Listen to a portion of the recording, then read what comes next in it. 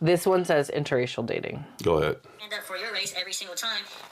And then again, a lot of you will let your white girl that you with or your Mexican girl that you with get off with a lot of shit and not check her because you just don't want to say nothing. But that's your job. If you're going to date outside your race, your job is to stand up for your race every single time that there is a misunderstanding or a lack of knowledge within.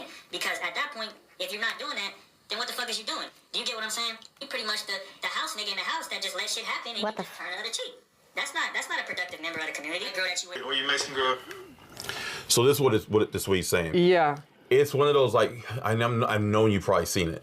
Black dudes who get with these white girls or whatever, and they let their family members say reckless shit, or they don't check them, or the non-black woman will say some things, and it's kind of like they just let us. Oh, and she's just joking. Oh, they don't correct their partner when their partner says disrespectful stuff and or allows their family members to talk crap to him. Exactly. Okay. It's kind of like that agree to disagree. Like, oh, we're going to go over my family's, and my Uncle Tam, he might say some racist stuff, but just ignore him.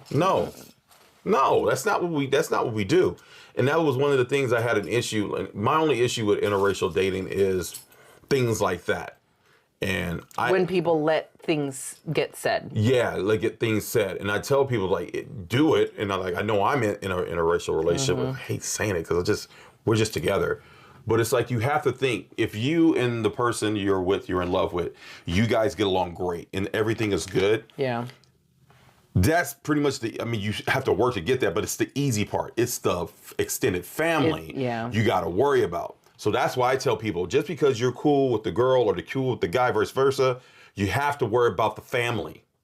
Because that can mess some things up. So say, one thing I was worried about with you, like, okay, is your family going to be cool with me?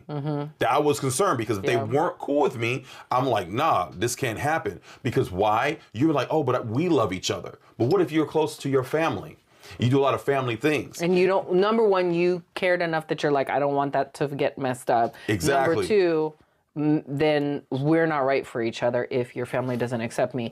And we didn't, at least for my intermediate family, I've never had a comment on dating you for your race or for anything that has anything to do with that. So we're going to date who we're going to date. We should be dating nice people. Like, that's important.